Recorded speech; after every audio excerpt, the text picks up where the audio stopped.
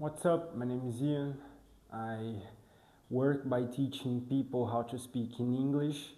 I learned English when I was 15 by myself with no teacher, no help, only TV shows and movies.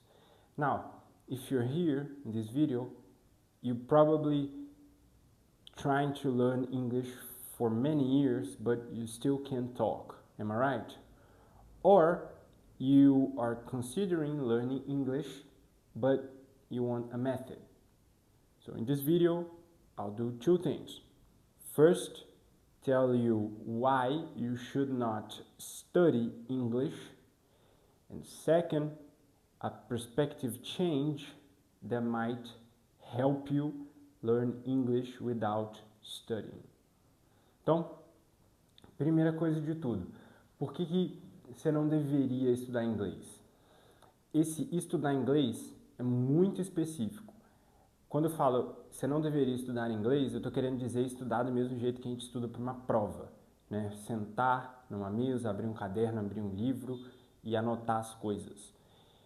Isso não é eficaz, pelo simples motivo de que quando você está estudando para uma prova, você está tentando colocar informação na sua cabeça e expor essa informação através das suas mãos, através da escrita, né?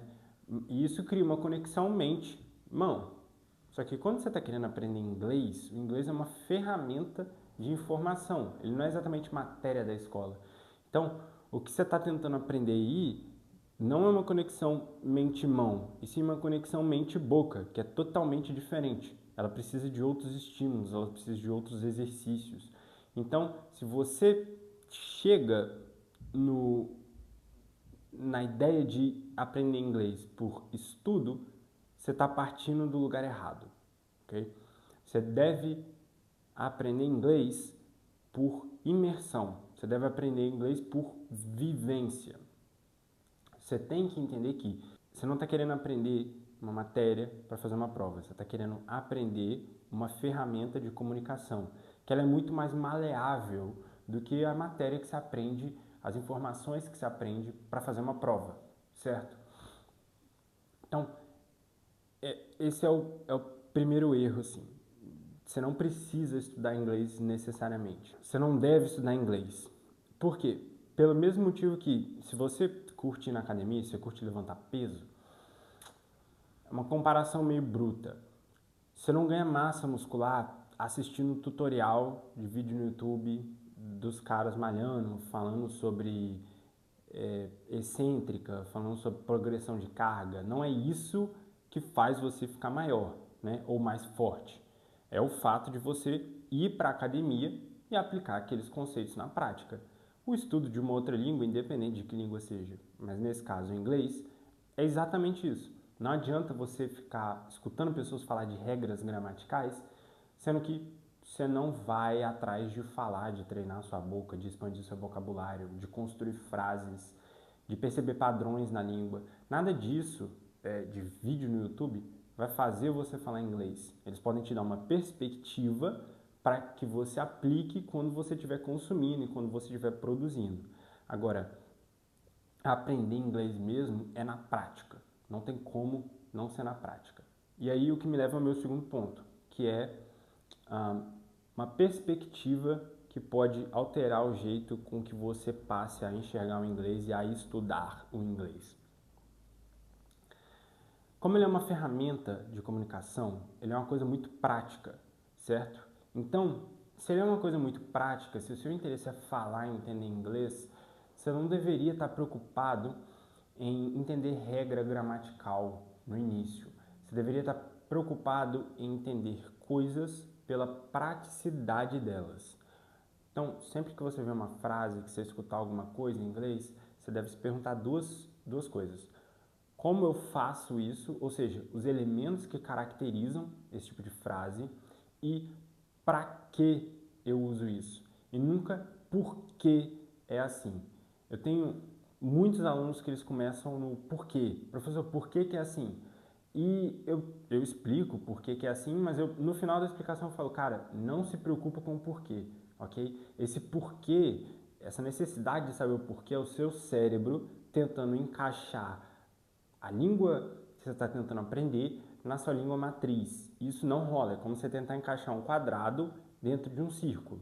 Não vai, né? E isso acaba fazendo com que você perca tempo procurando os porquês e nunca praticando as situações dos para que eu vou utilizar ou como eu vou utilizar isso, certo? Então, sai dessa ideia de porquê. Você quer saber o porquê ou você quer falar inglês? É esse o ultimato. E aí, a gente chega no como e para que eu uso isso. O como é o que nessa frase diferencia ela de outras. Peguemos um exemplo simples, né? Um tempo em inglês que a maioria dos meus estudantes tem dificuldade quando eles estão vindo de outro professor, essa dificuldade meio que some, porque eu explico de um jeito muito prático. É o seguinte, a gente tem esse tempo chamado o tempo perfeito, né? E aí vamos pegar o presente perfeito. O presente perfeito, os marcadores dele, vamos dizer assim, o que torna uma frase presente perfeito é a presença do verbo have como um verbo auxiliar.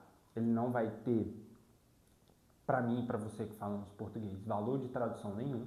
Ele só vai estar ali para indicar que alguma coisa aconteceu num momento não definido no passado que tem relevância para o presente. Então, duas frases quase iguais. I lost my keys yesterday e I have lost my keys. Olhando assim, elas parecem muito iguais, né? E elas de fato compartilham vários elementos. Mas na primeira eu utilizei passado simples, ou seja, eu optei utilizar um tempo verbal que foca na completude de uma ação no momento específico do tempo. Ela foi completa, esse perdi as minhas chaves, ele foi completo no passado, ok?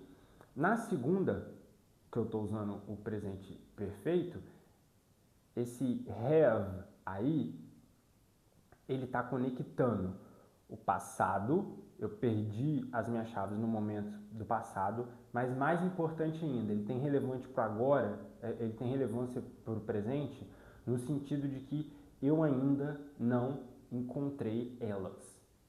Essa é a diferença. Então, coloca isso na sua cabeça.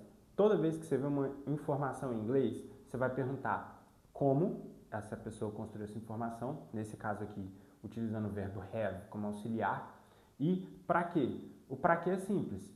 Eu quero informar para a pessoa que está me escutando que eu perdi as minhas chaves num momento não relevante, porque não é relevante quando eu perdi minhas chaves, e sim que eu não encontrei elas até agora. E é isso que o have faz aqui. Essa ideia. Um nativo, quando ele escuta essa segunda frase, ele entende o que eu não estou falando, que é eu não encontrei minhas chaves ainda. Elas ainda estão sumidas, vamos dizer assim. Certo? Então, essa é a perspectiva. Para de tentar entender o porquê das coisas numa outra língua. O porquê, confia em mim, o porquê ele vai vir com o tempo, é natural. Agora, foca no para que você vai usar alguma coisa e como você vai usar isso. Vai melhorar muito a sua jornada, vai deixá-la muito mais simples, mais fácil, mais rápida e mais prática, prazerosa. Certo? É isso. I'll see you in the next one.